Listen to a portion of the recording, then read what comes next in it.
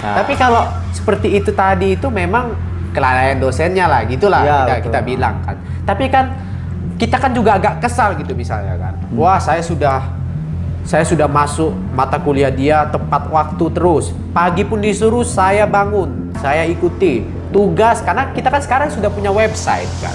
Tugas semua kan bisa kita cek. Ini masalahnya ada mahasiswa yang dia sudah berusaha kan kesal kan.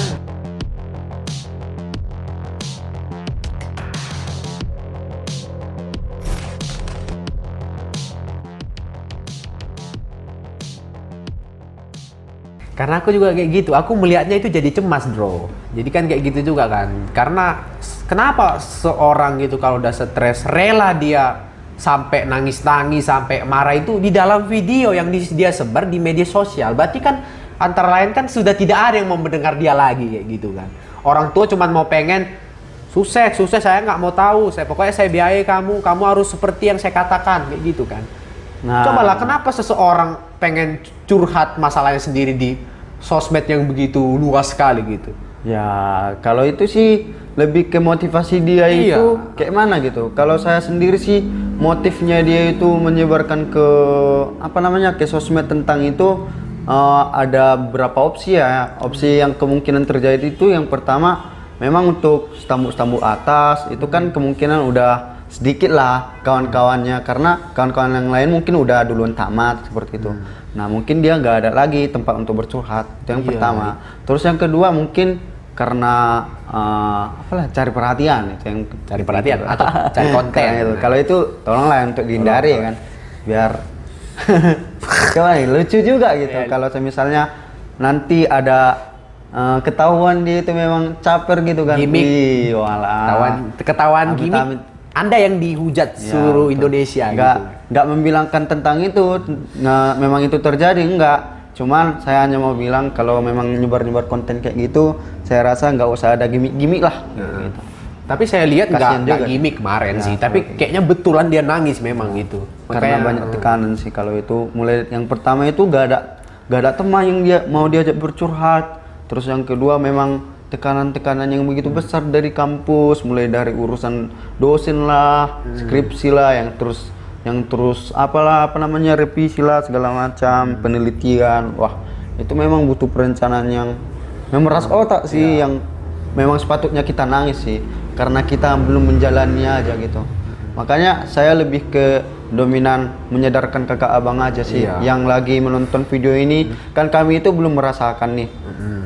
Tapi dalam pikiran kami itu, kami sangat sadar sekali kalau ketika kami kayak kakak abang yang udah struggle, udah jatuh ke lingkaran setan, saya rasa yang rencana 98% udah terjalankan itu udah batal. Wah, saya pikir itulah untuk pandangan kakak abang semua, biar gak down kali jatuhnya seperti itu. Di antara inilah, terlebihnya semua ini kan kita respect sama kakak abang kita yang sudah sampai titik itu gitu. Betul. Kan?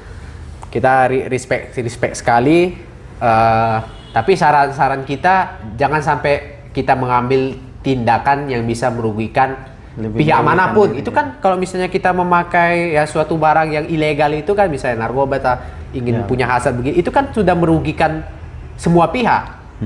Kalau misalnya dia nanti amit-amit boga-bogaan enggak ya, misalnya dia karena udah ketergantungan misalnya kan, mati tiba-tiba. Karena banyak juga kasus orang stres gitu, tidak punya kawan, dia punya kawan cerita gitu. Ada kemarin kasus pecah pembuluh darahnya karena dia stres. Itulah karena nggak ada kawan cerita gitu. Ya, kalau dari sini saya sadar gitu, semakin kita tua itu kita perlu pendamping kayak gitu. Misalnya ini kan bisa tegar dia kan, bisa motivasinya ada terus. Dari doi juga support ya kan. Ya, betul sekali. Kalau soal doi sih saya nggak terlalu mengikut campuri dia dalam setiap masalah saya gitu. Walaupun dia seorang cewek saya gitu kan, atau seorang pasangan. Saya ada antisipasi juga. Wow, kapan ini? Sampai kapan gitu? Sampai kapan dia bakal jadi terus pendamping kita gitu? Atau jangan-jangan sampai semester ini doang seperti itu. Dan selain itu juga, teman kita curhat itu harus kita pilah-pilah juga. Dia itu kan benar-benar juga ada masalah. Iya, Nah, iya sih. Dia kan kayak- nggak mungkin mendengari kita terus. Iya, Nah, dia betul juga masalah sekali. pribadinya Ya. juga ada sendiri Nah, kayak gitu ya. ya kan. Nah, itu sih. Makanya kalau untuk melibatkan orang-orang itu dalam kehidupan permasalahanku itu cukup jarang saya lakukan gitu. Ada kesadaran yang seperti itu sih. Mending ku pendam atau jalan-jalan aku di jalan sana sampai fresh gitu. Bagus juga Iya, sih. betul. Atau olahraga gitu kan. Nah, betul. Karena jalan-jalan pas senja itu enak juga gitu. Enak. Nah, Kalian coba. Kalau misalnya stres, gak ada kerjaan gitu kan. Nah, saran yang bagus tuh. Olahraga jauh-jauh lah bisa kalian jalan. Fresh, pulang-pulang ke rumah fresh kali. Dan tidur juga enak gitu Yes, kan. betul. Nah. Jadi aku nih mau bahas juga. Aku ini kebetulan ada Endro di sini nih. Aku Yes, betul. selalu akan membahas dosen kita yang sangat mulia ini, gitu kan. Ya. Jadi aku pengen tanya gitu. Ya. Jadi ini ada sangkut pautnya soal nilai. Jadi ada nih sebuah orang gitu misalnya kan.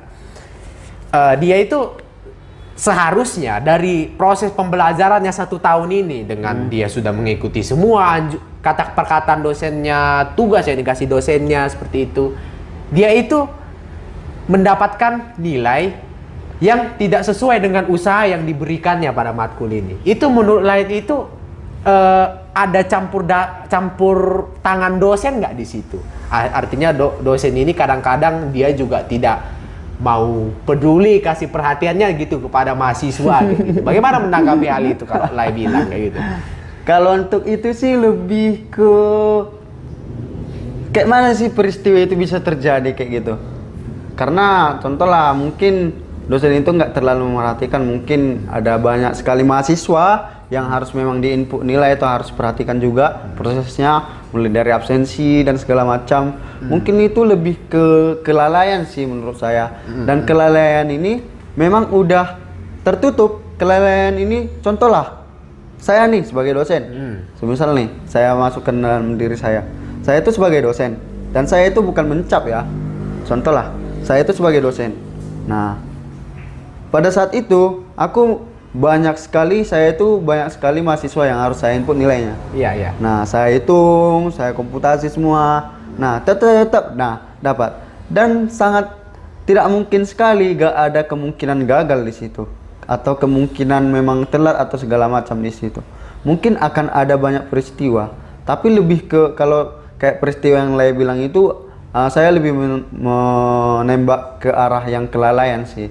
Mungkin dosennya itu saya itu sendiri lalai dan mungkin saya itu lalai dan server pengisian nilai mungkin udah tertutup barangkali, ya kan? Oh, Terus iya, iya. kita bilang ke dosen itu kayak mana lagi mau dirubah? Kan nggak bisa lagi, betul nggak? Sebenarnya dari kasus tersebut emang pihak mana sih yang salah gitu sebenarnya? Aku pengen tahu di situnya aja gitu. Kalau misalnya ada suatu kelalaian seperti Ya itu gitu. betul.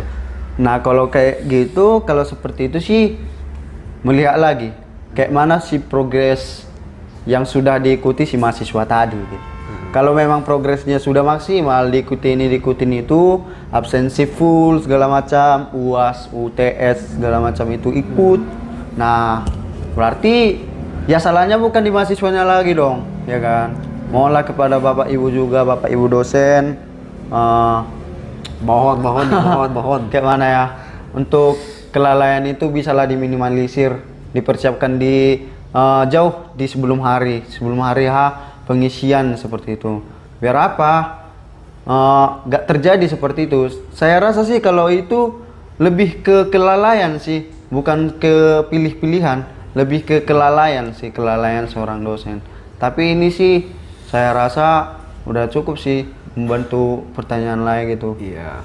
Karena saya juga belum memasuki dunia kedosenan gitu. Saya Tapi hanya sebagai sudah mahasiswa. mulai gitu ya. Sudah mulai gitu. Tapi itu Impian itu ya. sesuatu yang bagus lah gitu. Sesuatu perjalanan yang bagus. Atau Ya. mungkin nanti juga Lea aja akan jadi dosen juga kayak gitu. Amin, Kami doakan mudah-mudahan. terus. Nah. Tapi kalau seperti itu tadi itu memang kelalaian dosennya lah gitulah Ya, kita betul. bilang kan. Tapi kan kita kan juga agak kesal gitu misalnya kan. Wah, saya sudah masuk mata kuliah dia tepat waktu terus. Pagi pun disuruh saya bangun, saya ikuti tugas karena kita kan sekarang sudah punya website kan. tugas semua kan bisa kita cek. Sibda gitu misalnya kan. Pertemuan berapa semua bisa cek. Kalau misalnya kita tidak ada yang pernah lupa lah gitu, semua kita ngumpul gitu. Ya pasti kita kalau mendapatkan nilai yang tidak sesuai pasti kita komplain kan? Ya, betul. Kecuali kita ada pertemuan 1, 2, oh kita lupa ngumpul. Kenapa kita nilai sendiri? Kita mempertanyakan lah nilai kita itu kayak gini. Ya wajar-wajar aja kayak gitu. Ini masalahnya ada mahasiswa yang dia sudah berusaha kan kesal kan gitu. 1 tahun betul. gitu kita perjuangkan demi sesuatu yang kita ingin capai gitu, yang betul. kita sudah pasti saya di mata kuliah ini ya tidak mungkin lagi saya dapat nilainya yang apalah yang jelek lah, karena saya sudah mengeluangkan tenaga dan waktu saya. Buktinya apa? Saya bisa dicek di Sibda kayak gitu. Betul. Tapi mohonlah untuk para dosen untuk tidak lalai. Biasanya yang dosen-dosen lalai itu biasanya yang berumur lah kayak gitu. Biasanya saya jumpai kayak gitu. Berumur dan super sibuk sih menurut saya. Super sibuk mungkin. Nah, mungkin untuk melakukan persiapan, contoh lah untuk penginputan nilai. Mungkin dia mulainya itu komputasi, beliau mulai komputasi mungkin 4 hari sebelum penutupan barangkali, dari sekian banyak mahasiswa yang harus ditangani seperti itu. Itu sih yang sebenarnya kami mohon sebagai mahasiswa, sudut pandang mahasiswa juga memohon kepada Bapak Ibu agar tidak melakukan hal seperti itu lagi, karena saya mengerti juga dan merasa simpatik juga terhadap mahasiswa juga, teman-teman saya yang kadang kayak gitu. Mereka itu memang udah betul-betul mengikuti nih dan udah ditunjukkan semua, dan kadang kami diskusi juga, ini nih tugasku kayak gini. Wah, saya lihat benar-benar full. Mana saya tengok UTS, dikumpul juga. UAS juga dikumpul dan absensinya juga. Nah, tapi untuk nilai itu down gitu.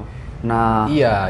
Itu perasaan kami antara gak adil dan kayak aku bilang ya, seperti sia-sia lah untuk tahun ini kami gitu. melakukan proses yang Bapak udah terapkan kepada kami seperti itu. Karena kami juga ada mata kuliah lain yang harus kami ikutin juga seperti itu.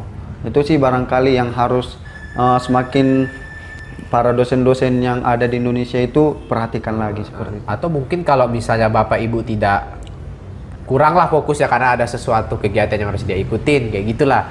Saran saya sih lebih nambah aja asistennya kayak gitu.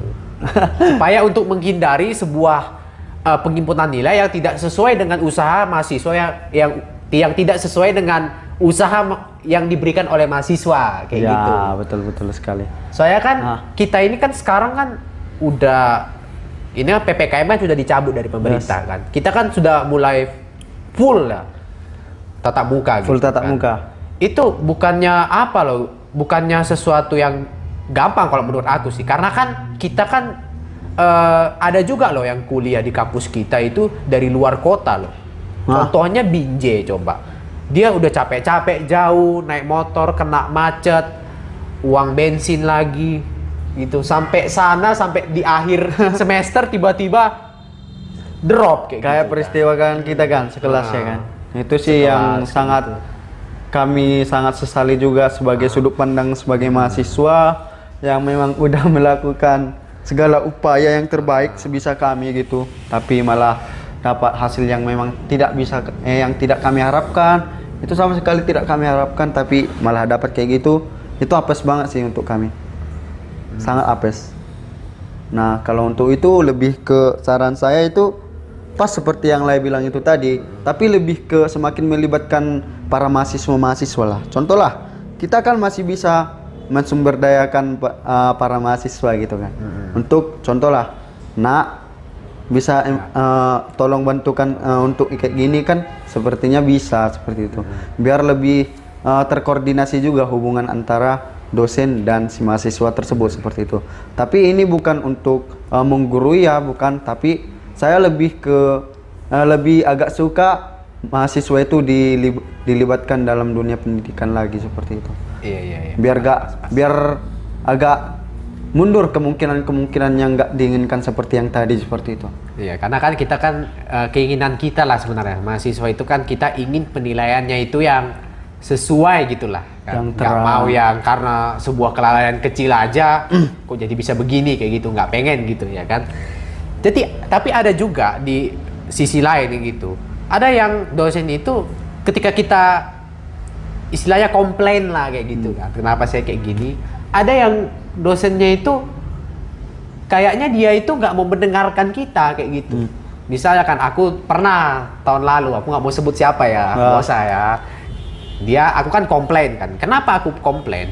Jadi gini teman-teman, kita kalau komplain itu kita harus mikir juga kayak gitu. Jangan kita nggak jarang kuliah gitu, Tapi masuk aja terlambat, kita komplain. Oh itu memang harus diperiksa lagi kita ya gitu. Udah ambiar itu udah kepribadiannya ambiar itu. kayak gitu. Itu Anda yang dipertanyakan gitu. Tapi kita ini punya bukti loh. Ya, Kemarin berdasarkan itu saya lampirkan bukti saya. Iya. Soalnya kan di perkuliahan zaman sekarang ini kalau aku rasa nggak bisa lagi kita bohong. Karena semua itu pembelajarannya sistem e-learning. Yes. Yang kita ngumpul aja di Sibda dan ada time-nya, ada deadline-nya jelas di situ kan. Ketika saya memberikan sebuah bukti kayak gitu, dia itu hanya bilang ya begitu. Dia itu yang saya inginkan itu, dia itu para dosen ini bisa mengasih alasan kenapa saya tidak diluluskan dalam mata kuliah ini. Itu yang saya pengen gitu. Bukannya saya ingin bentak-bentak komplain, bukan. Tapi saya ingin tahu salah saya di mana sih kayak gitu. Betul. Supaya kedepannya saya bisa perbaiki di mana salah saya, supaya kita lebih tahu. Cobalah kita tidak diluluskan tanpa alasan yang jelas. Kita pun bingung ya, gitu kan. Jadi kita ngulang lagi tahun depan atau 2 tahun lagi, ya kita mulai seperti biasanya perkuliahan itu, tanpa kita tahu salah kita di mana. Yang paling penting itu kan kita tahu kesalahan kita, jadi kita akurat gitu dalam menyelesaikan masalah atau kesalahan kita. Itu yang kita pengen. Tapi ada juga kondisinya dosen seperti itu. Jadi gimana itu, Ndro? Kalau pandangan saya sih untuk itu dosen-dosen seperti itulah yang memang terkadang itu sangat-sangat susah untuk diajak kerjasama. Untuk kita juga yang para mahasiswa yang udah merasa mengikuti perkuliahan dengan baik, mulai dari mengikuti segala arahan dan segala macamnya, proses-prosesnya juga, saya nggak bisa membilangkan apa-apa juga sih, tapi memang itu lebih ke kelalaian juga sih. Karena kayak gini loh, ada dosen itu yang memang nggak peduli lagi soal soal keadaan mahasiswanya yang seperti itu. Karena apa? Contoh lah, udah lewat masa penginputan nilai, tapi nilai kita ada yang dapat segini, tanpa dosen itu sadari bahwasannya kita udah mengikuti secara maksimal seperti itu. Nah mungkin barangkali para dosen itu berpikir, oh ini kan salahku gitu. Nah mungkin kan ada gitu kan ucapan-ucapan kayak gini, dosen itu selalu benar kayak gitu. Nah mungkin untuk untuk beberapa dosen itu kan, dosen itu nggak mau dicap salah gitu kan. Ada mungkin seperti itu, atau jangan-jangan mungkin seperti apa ya, saya nggak bisa mengungkapkannya karena saya belum terjun ke dunia ini gitu. Tapi lebih ke kelalaian aja sih seperti itu. Tapi kami sangat kesal juga jikalau para dosen itu tidak mengetahui atau tidak mendalami lagi soal mahasiswa ini dari berbagai latar belakang, dari berbagai ketersibukan. Contohlah nanti adalah mahasiswa Bapak Ibu yang sangat sibuk sekali, yang bahkan kalau mengikuti mata kuliah dari Bapak Ibu aja mereka udah berjuang dengan sangat keras gitu, dan tiba-tiba mereka dapat nilai yang tidak seperti yang diharapkan. Namun untuk prosesnya dia itu sama kayak yang udah mendapatkan nilai bagus. Nah itulah yang mungkin yang akan membuat perasaan ini semakin down dan untuk malas lagi berjuang seperti sedia kala. Kan itu salah satu faktor untuk mendownkan motivasi anak-anaknya itu, untuk mendownkan motivasi seorang mahasiswa juga seperti itu.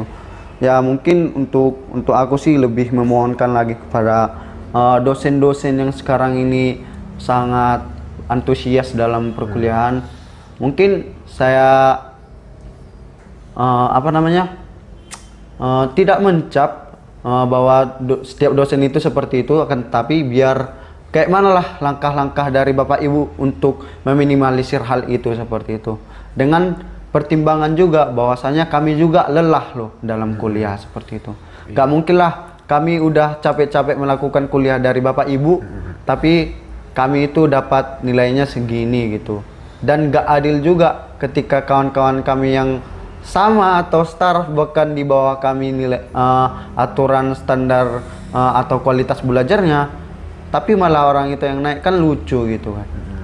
Seperti kami nggak, wah perjuanganku selama ini nggak dihargain gitu loh, seperti itu. Iya, kita rasanya seperti itu Ya, maksudnya betul. kan. Soalnya kan bukan main-main kita kuliah kan gitu kan. Betul. Pakai uang juga, pakai tenaga juga gitu ya kan. Kapanpun waktunya kita relakan datang, bahwa biarpun hujan itu kemarin, Iya, kita datang juga gitu. Tapi ini sih lebih ke arah seharusnya yang kita tuntut dari para dosen ini adalah Langkah lebih penyelesaian. lebih akurat lah dalam menilai suatu usaha daripada mahasiswa. Itu aja yang kita harapkan. Kalau Ya. misalnya dari mahasiswa itu misalnya malas-malasan, ya wajar aja gitu. Kami sangat setuju Bapak Ibu kasih tidak Nilai E, lulus betul. ataupun C, kami sangat setuju. Tapi bagaimana kawan-kawan yang sudah berusaha kayak Ya, gitu? betul. Itu aja yang kami harapkan gitu. Keakuratan dalam menilai sebuah usaha daripada mahasiswa. Ya, Itu aja. betul. Tapi kalau dibilang lagi ke menyadari latar belakang setiap mahasiswa itu sangat memang saya akui sangat-sangat sulit mungkin akan dilakukan oleh setiap dosen yang ada di Indonesia ini. Karena apa? Mungkin mereka juga kan punya latar belakang juga dalam keluarga dan dalam kesibukannya juga. Dan gak mungkin dong seorang dosen itu mengetahui seluk-beluk dari setiap mahasiswanya itu. Iya, karena Contoh, mahasiswa banyak. aku nih dapatku nilai E, tapi aku jauh-jauh datang dari Binjai ke Medan Pancing sana. Dosen itu mungkin kan nggak tahu, ya tahu, kan? Ya mungkin lebih kelalaian aja sih. Tapi saya lebih menekankan itu aja. Setiap kami itu berbeda latar belakang, berbeda kesibukan, dan berbeda juga tanggung jawab yang sedang kami pegang, Bapak Ibu. Baik itu dalam keluarga kami mungkin yang sedang ada di Medan, asli orang Medan seperti itu kan, yang mungkin ada kerja kayak gitu. Iya. Mungkin lebih diaktifkan lagi lah untuk apa namanya, lebih bergiat lagi, lebih antusias lagi dalam menilai mahasiswa itu secara real gitu, secara nyata. Jangan kayak yang tadi kesilapan itu banyak terjadi lagi seperti itu. Iya. Itu aja sih menurut saya. Karena ada juga mahasiswa yang dia tidak cuman kuliah aja, dia juga kerja loh. Ada loh teman kita. Iya, dia kerja juga gitu. Dia ada kerja sambil Zoom meeting. Ada Yes, loh. betul. Jadi itu kan usaha dia gitu kan. Ya, Bahkan sampai kerja aja pun dia sampai kuliah sambil kerja. Itu kan double capeknya double kayak Ya, gitu kan. betul. Di suatu sisi kita mikirin kerja, satu sisi kita mikirin kuliah yang tugasnya sampai berbab-bab itu kan. Ya, betul. Tapi setiap dosen itu saya memang berani jamin setiap dosen itu memang nggak bakalan tahu Iya, nggak kayak bakalan mana tahu. setiap dosennya itu setiap mahasiswanya itu menjalankan perkuliahan dari Bapak Ibu itu gitu. Jadi kita itu juga nggak bisa selaku mahasiswa itu nggak bisa mencap bahwasanya wah nggak mengerti nih dosen ini tentang keadaanku. Kayak mana mau dimengerti coba keadaan kita, kan kita nggak pernah cerita sama Bapak itu kan seperti itu. Nah janganlah jadi anggapan sebagai mahasiswa itu seperti itu gitu terus, seperti gitu terus gitu. Iya. Aku udah kayak gini loh, aku jalan-jalan dari Binjai ke sini gitu. Nah itu kan masalah kita sendiri gitu kan. Nah untuk dosen itu kayak mana ya? Mungkin dia itu tugasnya itu beliau tugasnya memberikan, mengarahkan dan mengumpulkan seperti itu, memotivasi juga seperti itu. Mungkin kalau udah dilakukan ini mungkin ya kelalaian aja sih menurut saya. Jangan ada lagi yang dibilang aku jauh-jauh dari Binjai. Ya dosen mana tahu? Tidak tahu dia sih. Karena Kalau dia kira mahasiswa itu semua sama aja kayak gitu. Ya betul. Nah tapi sama kayak yang aku bilang tadi, secara publik kami itu memang latar belakangnya beda-beda. Karena itu ya mohonlah untuk Bapak Ibu semakin akurat, untuk tingkat akurasi penilaiannya itu ditingkatkan lagi seperti itu. Jangan seperti saya bukan mencap bahwasanya penilaian dosen-dosen Indonesia itu asal-asalan ya, untuk kami bukan. Tapi malah kami ingin bahwasanya kami digambarkan dalam nilai itu sesuai dengan kriteria yang kami punya, seperti itu. Walaupun mau buruk itu, menurut saya mending saya diberikan nilai saya buruk karena memang di kepribadian saya buruk daripada saya dibenar-benarkan gitu. Karena walaupun saya buruk gitu, itu tidak baik menurut saya. Itu aja sih. Seperti Daripada mengorbankan kawan-kawan saya yang udah rela berjuang dari kayak gini hingga bangkit saat ini. Tapi tergantung juga, soalnya ada juga dosen yang dia nggak mau mendengarkan. Cuman ada loh, aku berapa kali chat dosen dia cuman ngerit doang. Itu kita kan nggak tahu dia marah atau kayak mana gitu ya kan. Tapi yang itu tadi lah, dosen mana mau tahu yang begituan kan? Dia tugas dia di sini hanya memberikan materi pembelajaran, selebihnya ya itu urusan kita gitu kan. Dia anggap kita udah dewasa kayak gitu ya kan. Jadi itu aja sih pesan kita itu supaya lebih akurat lah. Akurasinya itu lebih lah gitu. Jangan melenceng karena ada suatu gangguan apa-apa. Kalau misalnya ada gangguan, tambahkan aja asisten dosen gitu. Tapi aku pengen tanya, ada orang bilang gitu, kalau misalnya kita kasih sebuah gift, pemberian lah kita sama dosen, misalnya kita kasih kue gitu, apa akan merubah nilai? Merubah nilai? Iya. Menurut saya sih enggak. Enggak ya? Karena cukup jarang saat ini dosen yang memang benar-benar mau kayak gitu. Karena kalau udah dosen menurut saya itu udah sejahtera, tergolong sejahtera. Sejahtera. Apalagi dia untuk apalagi beliau menuntut hal itu sama mahasiswanya. Cukup jarang merasa. Enggak menuntut, tapi dengan kemurahan hati kita itu maksudnya. Enggak lah. Enggak ya? Menurut performa kita juga sih menurut saya. Iya sih. Iya betul. Lebih ke performa. Kayak mana cara kita menanggapi seorang dosen, apakah kita sering bertanya soal, apakah kita peduli soal yang telah diberikan contoh untuk sebuah materi gitu. Itu sih yang menjadi nilai plus kita sebagai seorang mahasiswa yang berkarakter gitu. Kita dengan sendirinya menunjukkan karakteristik kita sebagai mahasiswa. Kita peduli terhadap sebuah case gitu. Kan perkuliahan itu case juga gitu. Case. Iya ya, kita kan menyelesaikan kasus juga di situ kan. Oh, gitu. Jadi begitu, nggak ngaruh itu, berarti itu hanya ngomong-ngomong orang aja berarti. Ngomong orang aja gitu. Ya kalau Anda mau mendapatkan nilai sesuatu yang lebih, ya Anda tingkatkan berusaha. performa Anda. Tingkatkan performa. Tingkatkan performa, bukan karena lebih besar kuenya kayak gitu kan. Ya betul. Dan itu memikirkan itu juga buang-buang waktu gitu loh. Buang-buang waktu. Kayak mana ya? Kita memikirkan itu, contohlah taruhlah dalam waktu 1 jam. Nah, dalam 1 jam itu kita membaca buku contoh Stoicism, udah dapat 1 bab loh. Iya, udah dapat 1 bab. Daripada Anda kira kue mana yang cocok untuk dosen saya yang imut-imut ini. Atau memikirkan kayak gini, wah kawan-kawanku nanti bagus-bagus lah nilainya karena dikasih kue. Kayak mana laku ya, kayak mana laku. Padahal pikirannya itu 1 jam gitu. Apa enggak kita lebih baik mengkonvert 1 jam itu ke hal-hal yang lebih berfaedah gitu, yang berfaedah gitu, yang ada memberikan impact pada kita kayak gitu kan, daripada yang begitu-begituan. Enggak kan, dan uang kita habis tidak ada berubah gitu. Mending uang kita habis untuk berguna, yang berguna juga untuk kita kayak gitu ya kan. Ya, disitulah Stoicism itu bekerja sebenarnya. Iya, Stoicism itu setahu aku ya, Stoicism itu kita itu diberitahu bahwa kita nggak bisa mengontrol segala sesuatu yang ada di dunia di dunia luar kita. Di dunia luar kita lah. Tapi yang berhubungan dengan diri kita sendiri, menurut usaha, sikap kita, emosi kita, pikiran kita, itu bisa kita kontrol dan kita bisa batasi gitu.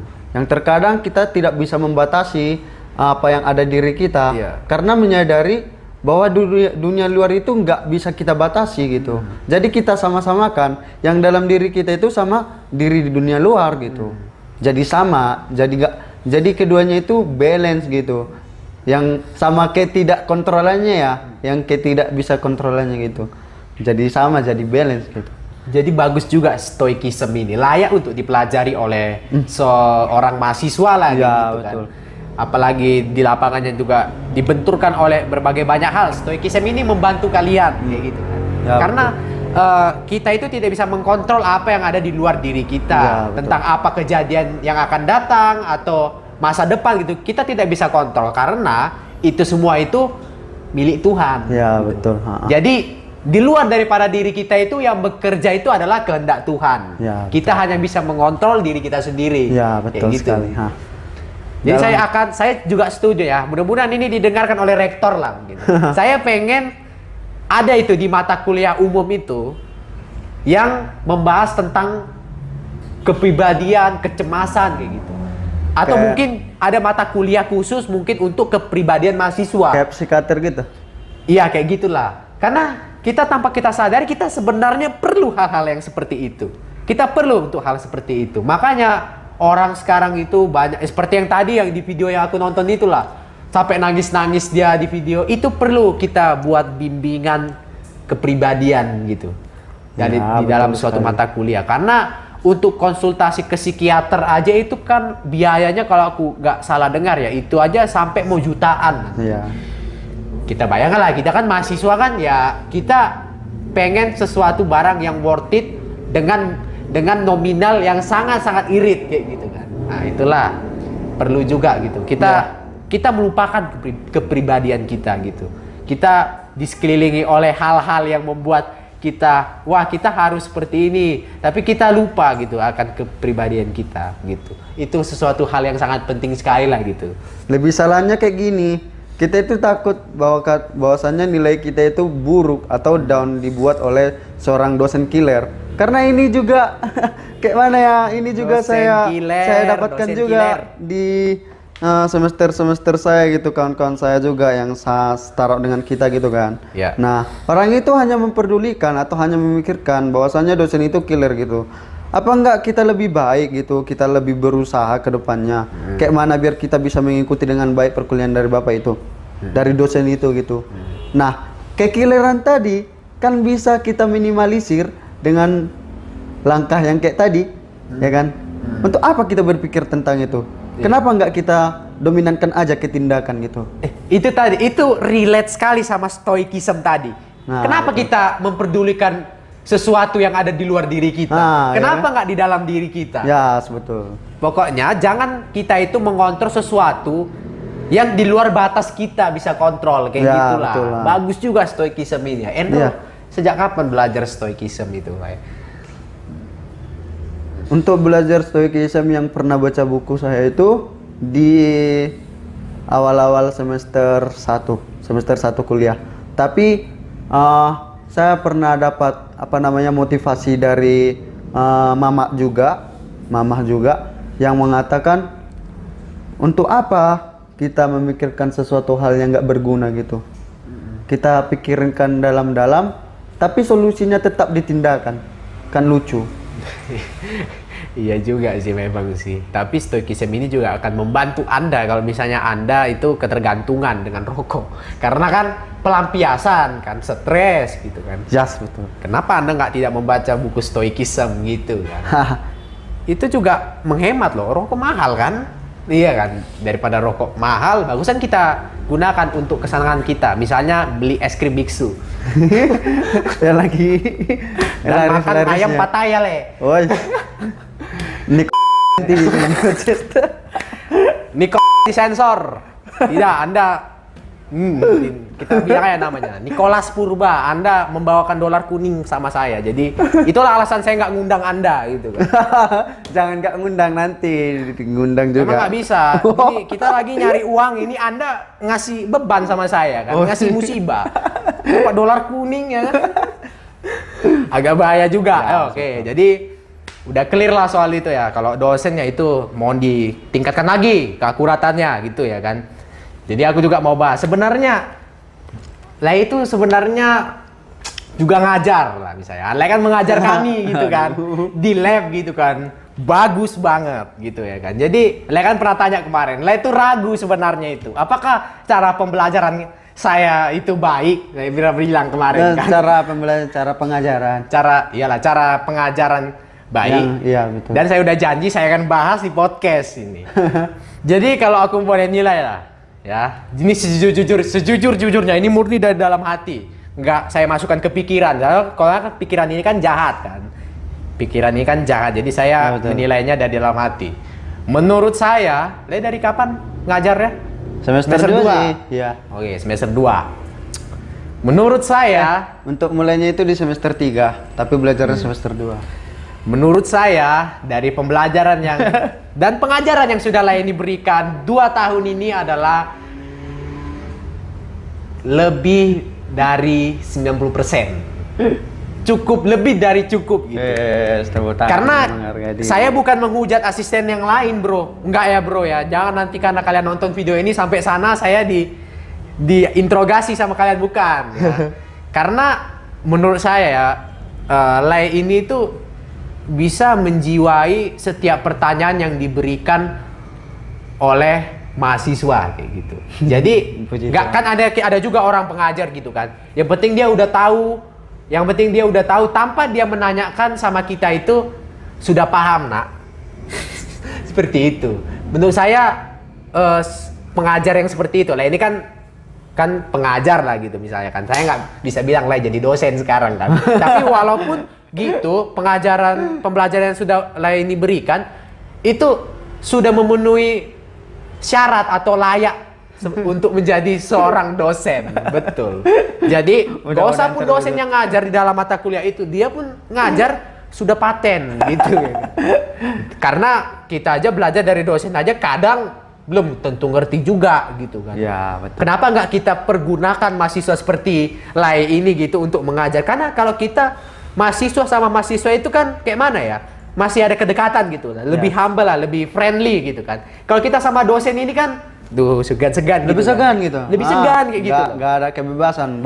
Bahkan pernah saya dengar itu kalau kita ingin mewujudkan suatu impian yang lebih berkualitas, contohlah menginginkan juara, kontes menyanyi misalnya. Kalau kita ingin performance yang tinggi, kita itu jangan tegang ya kan. Nah, bahkan kalau kita berurusan dengan dosen itu kan mengundang ketegangan tuh. Iya. Nah, kayak pepatah tadi mengatakan, jangan tegang untuk menggapai performance yang tinggi. Nah, kita kan udah tegang nih.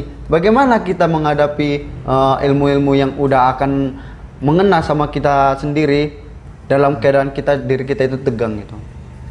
Dalam keadaan yang tidak bebas gitu, nggak humble gitu. Saya rasa untuk segala pengajaran, kayak manapun bagusnya dosen itu mengajar, kalau udah ada terjadi pembatasan antara mahasiswa dan dosen, menurut saya pribadi itu cukup terganggu sih pelajaran. Iya, cukup terganggu. Terkadang itu juga yang bikin kita tidak menyerap pelajaran dengan baik karena ada keapaan gitu kan, kecemasan gitu kan. Karena kita kan dosen ini kan seperti awam lah sama kita. Kalau seperti kita teman sebaya kan cakap kan lebih enak, cakap aja sudah lebih enak, apalagi dia memberikan pelajaran kayak gitu. Makanya saya sangat setuju sekali nih, kalau misalnya di lab-lab itu yang ngajar itu seharusnya asisten gitu. Saya lebih setuju gitu. Atau mungkin Bapak Ibu ada keterlambatan mungkin atau tidak bisa hadir dalam suatu mata kuliah, berikanlah asisten Anda itu untuk mengajar kami. Karena mungkin dengan memberikan itu, mungkin kinerja atau prestasinya lebih meningkat gitu. Mungkin coba dulu diterapkan dulu untuk sekarang ini yang ngajar itu ya asistennya dulu ya. Yang masih asisten ini kan masih tergolong mahasiswa juga gitu. Yes, betul. Sesama mahasiswa dulu lah. Kalau misalnya ada kenaikan prestasi lah, atau misalnya kenaikan cara belajar atau hasil pembelajaran itu naik, berarti itu sebuah langkah yang tepat untuk memberikan atau di take care lah mata kuliah itu oleh asisten Anda atau pengajar yang sesama mahasiswa gitu. Artinya apa? Kita itu lebih mudah atau kita nggak segan-segan gitu dalam bertanya mungkin. Kalau kita itu sesama mahasiswa sederajat. Karena kan kalau misalnya sesama dosen ini kan agak ada timbul rasa gimana gitu ya. Yes, agak timbul rasa kayak rata-rata segan. Aku tahu rata-rata segan gitu. Karena mungkin kita kan nggak tahu latar belakang dosen itu seperti apa mungkin kan. Wataknya seperti apa kan kita nggak tahu. Mungkin dia ditanya marah. Itu kan sebuah apa kita juga sih sepertinya kan. Jadi ya seperti itu aja sih. Itu saran saya kalau diterapkan lebih bagus. Nah, saran itu memang sangat bagus sekali, tapi melihat juga sih yang namanya untuk mahasiswa terkadang itu ada yang namanya batas kemampuan. Mungkin dalam benak atau dalam anggapan dosen itu belum percaya sepenuhnya terhadap kita selaku mahasiswa. Kan kita itu sebagai mahasiswa yang masih mendalami keilmuan gitu. Nah, bagaimana cara kita untuk mengajar? Nah, dan banyak juga saran-saran atau pertanyaan-pertanyaan juga yang masuk sama saya itu terhadap pengajaran juga. Kayak mana sih orang lain itu masih belajar tapi mengajar gitu.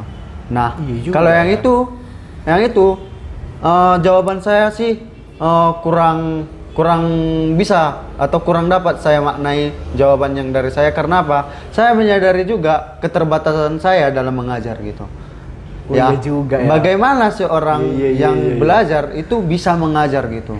Nah, itu jadi pertanyaan yang besar juga gitu. Akan tetapi ya mungkin kalau untuk yang namanya membantu proses perkuliahan atau yang semakin yang niatnya itu memang mau memaksimalkan mengimprove kualitas kualitas pembelajaran gitu, mahasiswa itu sangat tepat sekali untuk diandalkan seperti itu. Ya, aku egois juga rupanya ya. Aku kira mahasiswa ini bisa mengajar tanpa memikirkan gitu kan. Memikirkan dia itu seperti apa. Soalnya kan kalau kita mengajar seseorang kan kita harus persiapan matang dulu gitu. Yes, ya betul. Kan? Gimana?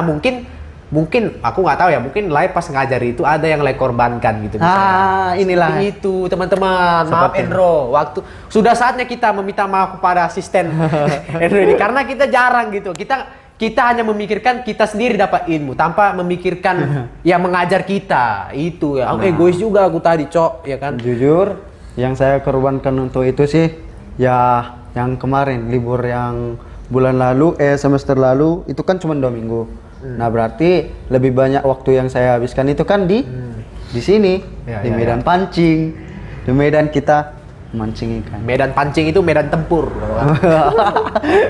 Medan pancing ikan. Karena selain kuliah juga banyak hambatan, macet MMTC itu, ya kan? Ya. Pulang lagi sudah kemalaman gitu. Setiap kotanya itu, Lek. Ya, Setiap kotanya itu, bahkan di pedesaan kayak kampung saya juga kayak gitu juga sih. Iya, saya ingin mengucapkan terima kasih karena kemurahan hati seorang asisten yang sudah mau mengajar kita gitu. Semua asisten ya, terima kasih banyak gitu. Karena saya ingin mengakui bahwa kalau Anda yang mengajar kami, lebih masuk ke otak kami kayak gitu. saya nggak perlu bohong lagi, itulah kenyataan yang saya alami. Gitu. Ya. Bahwa lebih mudah kalau kalian gitu. Tapi kita juga memikirkan orang inilah gitu kan. Masa kita nggak mikirkan orang ini udah belajar mati-matian gitu. Itu yang saya korbankan ya. Belajar mati-matian gitu ya. Sampai lupa mandi mungkin. Mandi nggak juga sih sebagai refreshing.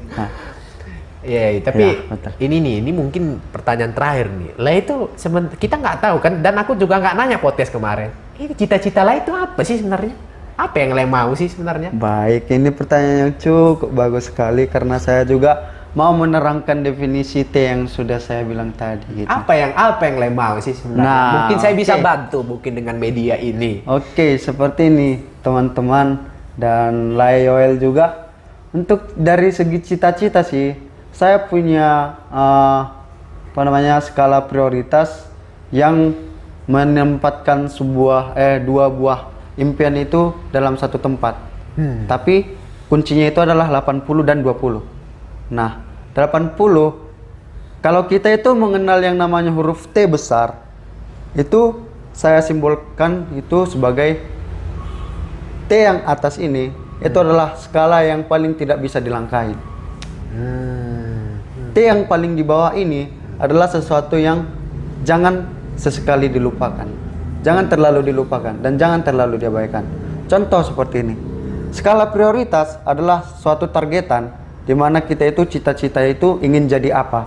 Dan basic kita itu di mana gitu. Contoh, basic saya itu bisa mengajar gitu. Ya udah, yang ini aja ditingkatkan. Nah, yang kedua, untuk pertimbangan zaman sekarang ini sudah banyak orang yang memang mampu untuk mengajar. Bahkan di YouTube aja itu banyak. Bahkan dosen kita aja malah nyontek pengajaran orang lain. Ya, betul sekali. Nah, kalau saya cuma unggul di atas ini, ya berarti udah kalah lah aku sama kualitas-kualitas yang lain. Nah, itulah yang gunanya yang namanya huruf T yang di bawah ini. Ini adalah 80-nya, yang ini adalah segi 20-nya. Yang 20 ini adalah banyak kompetensi-kompetensi yang seperti menjadi penambah nilai diri lah seperti itu. Contoh saya bisa ngoding, bisa yang namanya bongkar-bongkar laptop segala macam seperti yang udah saksikan kemarin gitu kan. Terus banyak hal lah yang masih saya dalami sekarang ini, tapi tanpa melupakan yang ini gitu. Dan sehingga jikalau saya down di sini, udah mulai down di sini, ya udah yang ini tinggalkan sejenak. tanpa melupakan yang ini, kita tetap ke sini, berfokusnya yang di atas. Yang saya bilang tadi, yang ini adalah di atas dari segala impian yang ada di bawah sini, seperti itu. Tapi saranku ya Le ya, sebelum menutup ya, Ya, jangan pernah tidak percaya sama mimpi Le gitu. Jangan pernah nggak percaya. Kalau Le nggak percaya, Le itu sudah melupakan. Ketika Le melupakan, Le itu dreamnya tuh mati gitu. Jadi kenapa sih kalau aku lihat Le ini percaya sama apa yang dia kerjakan, sama apa yang dia jalani, dan pada apa yang menjadi tujuannya. Buktinya sekarang dia tidak pernah dengar omongan kata orang-orang lain gitu. Orang lain misalnya ngajak misalnya pergi kemana, wah saya lebih bagus mendalami suatu modul yang bisa saya praktikkan di sebuah lab. Ya, betul. Itu kan menandakan lah itu percaya. Ya, itu aja betul. sih, jangan sampai nggak percaya ya. Kalau misalnya mau minta tolong aja gitu. Saya kan media ini kan selalu ada buat Laila kayak gitu. Betul sekali, betul. Jangan sampai nggak percaya kayak gitu ya. Soalnya banyak orang kayak gitu sekarang kan. Akhirnya ya sia-sia kayak gitulah. Oke, sama Laendro ya. Ini Laendro sudah kedua kali dia datang. Sangat suatu terhormat lah, kehormatan besar lah bisa didatangi oleh seorang Endro. Karena jujur ini di akhir, inilah penutup ya. Salah satu tantangan podcast terbesar itu adalah bukan alat-alat ini semua, bukan. Kalau alat ini kan bisa dibeli, harganya pasti, barangnya pasti. Yang paling susah itu adalah undang bintang tamu. Iya, buat apa Jadi podcast sama diri tiba-tiba bintang sendiri? ya? Iya, susah. Kalau podcast papan atas udah biasa lah ya. Circle-nya artis. Aku circle-ku apa? Kan? Oh, mudah-mudahan lah ini jadi apa, doa lah ini untuk Lae kan, biar mungkin untuk saat ini standarnya masih ini ya kan, dan mulainya masih ini gitu. Jangan sampai patah semangat gitu kan, masih ada jauh impian kita di atas yang mungkin barangkali kita tak bisa nilai, mungkin nanti bisa pengganti Deddy Corbuzier gitu kan, bahkan mempodcast Deddy Corbuzier gitu kan, lucu gitu kan, mantap gitu nih. Ampun Om Deddy. Nah, itu doa dan harapan saya sih gitu. Sebagai ini adalah suatu kreativitas yang dari mahasiswa yang seharusnya kita tuntut di era milenial ini gitu. Karena ini bermanfaat gitu loh. Daripada orang yang di sana itu nongkrong gak jelas gitu. Itulah tujuan saya ini sebenarnya gitu kan. Saya memberikan platform untuk mahasiswa-mahasiswa yang mungkin tidak berani bicara di luar, mungkin dia berani bicara di sini, supaya apa yang telah dia bicarakan itu tidak sia-sia begitu aja. Ya, kan betul. banyak kayak kita kayak gitu ya kan. Endro, makasih Endro. Yes, sama-sama. Makasih Endro. Terima kasih juga udah memberikan saya Tetap semangat Endro ya. Oke. Oke. Kesempatan ini. Cut bro.